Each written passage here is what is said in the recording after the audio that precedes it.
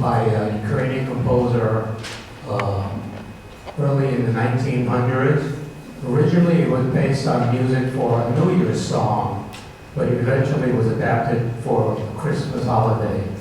It was introduced into America in the 1920s, after which it became very popular and added to the Christmas repertoire. The Ukrainian Carol, or Carol of the Bells.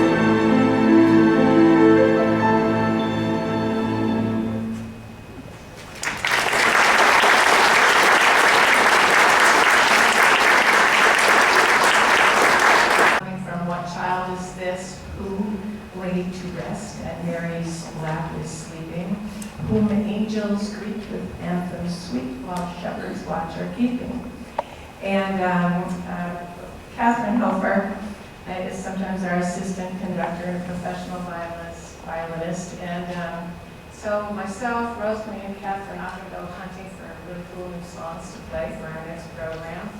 And Catherine unearthed this song, which would be a beautiful piece to feature her transcendent violin playing. And she brought it to Rosemarie's attention, and Rosemarie called me up and she said, "What do you think, Nancy? It's a level 4, which means it's an advanced piece we don't usually play at." And I was like, but Rosemarie, it's so beautiful, and Catherine plays so beautiful, and please, please, please let us play it. And we promise we'll be very good, and we'll practice very hard, and we'll play very beautifully. So you will be honored to have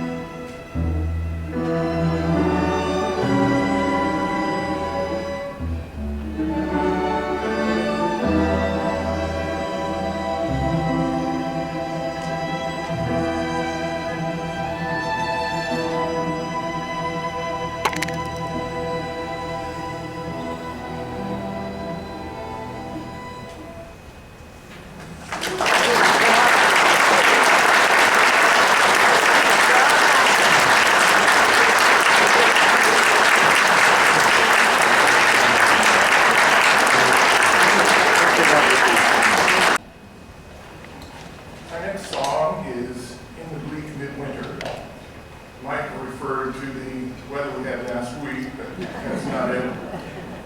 It actually started as a Christmas carol poem written by Christina Rossetti back in the 1800s. And then Gustav Holt put it to music in 1906. We're going to do an instrumental version for you this afternoon, but I thought it was important maybe to understand the words behind it from the original poem. In the bleak midwinter, frosty wind made moan. Earth stood hard as iron, water like a stone. Snow had fallen, snow on snow, snow on snow, in the bleak midwinter, long ago. So this is a story, it's a nativity scene of what it was like for the Christ child to be born into a cold and harsh environment. But don't worry, it's got a happy ending. What can I give him, poor as I am? If I were a shepherd, I would bring a lamb. If I were a wise man, I would do my part. Yet, what can I give him? Give my heart. We hope our presentation today will fill your hearts for the Christmas season.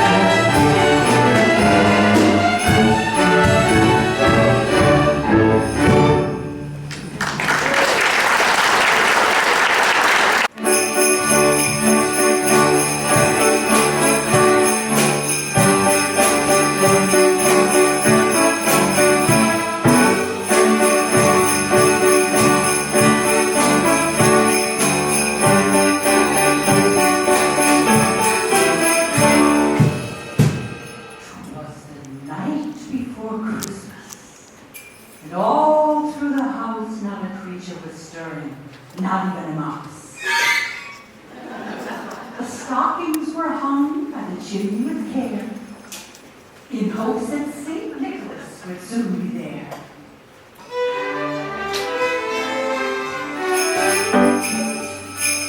The children were nestled all snug in their beds, while visions of sugar plums danced in their heads.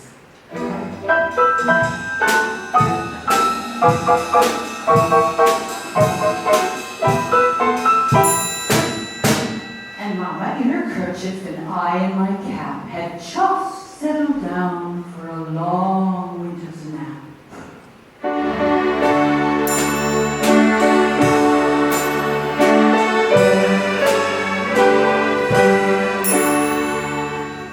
When out on the lawn there arose such a clatter, I sprang from my bed to see what was the matter. Away to the window I flew like a flash.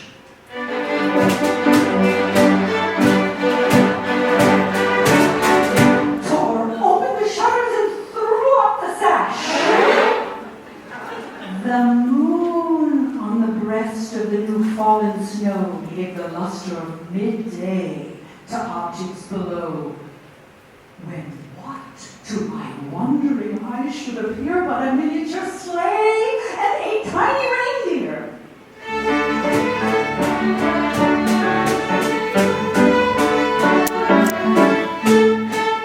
With a little old driver so lively and quick, I knew in a moment it was certainly St. Nick.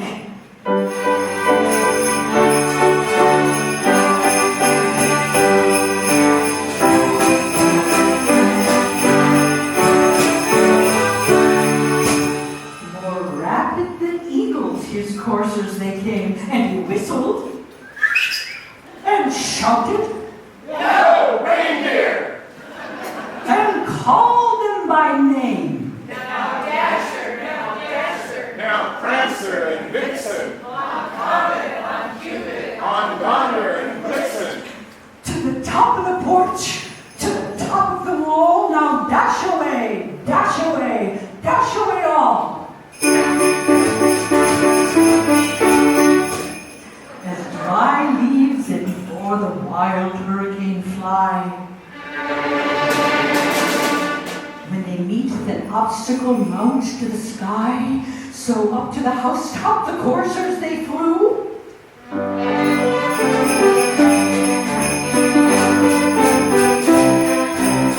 With a sleigh full of toys, and St. Nicholas too.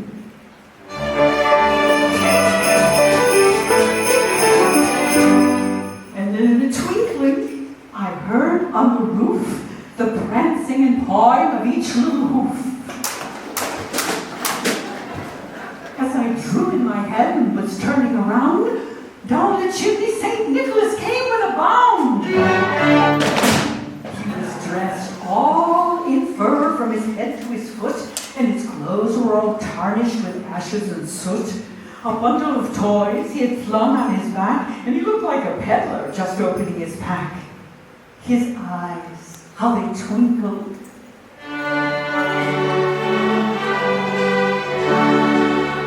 His dimples, how merry.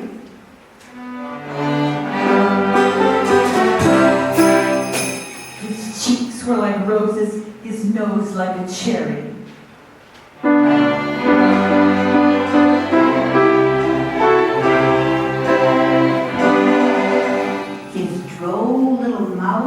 Was drawn up like a bow. And the beard on his chin was as white as the snow.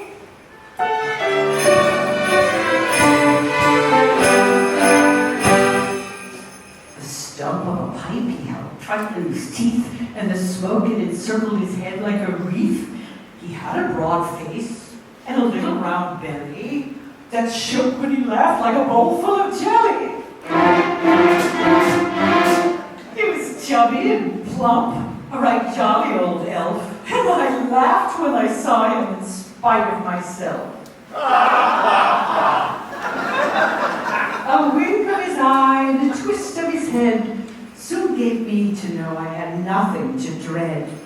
He spoke not a word, but went straight to his work and filled all the stockings, then turned with a jerk and laying his finger aside of his nose and giving a nod, up the chimney he rose. He sprang to his sleigh, to his team gave a whistle, and away they all flew like the down of a thistle.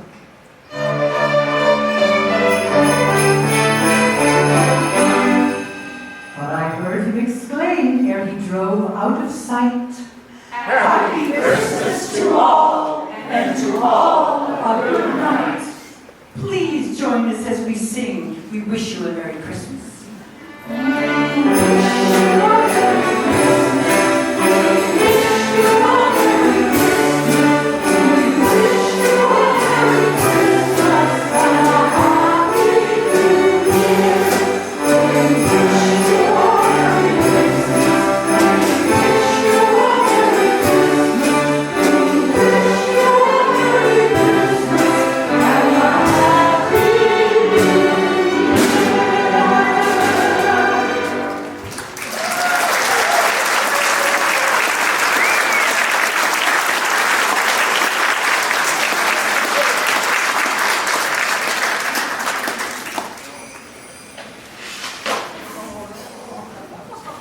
At this time, I will thank Lord